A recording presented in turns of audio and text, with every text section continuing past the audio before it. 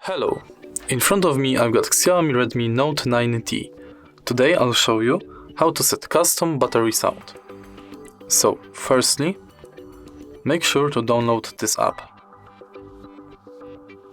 Then open it and tap plus. Select mode between connected, disconnected, full battery and low battery.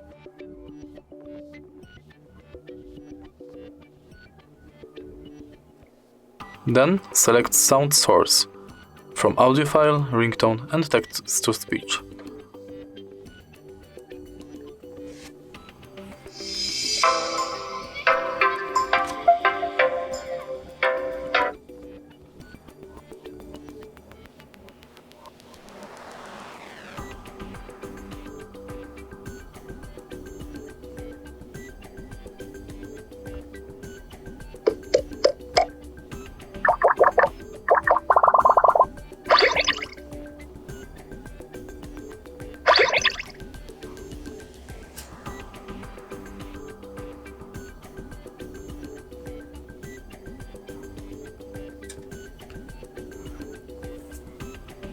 Connected.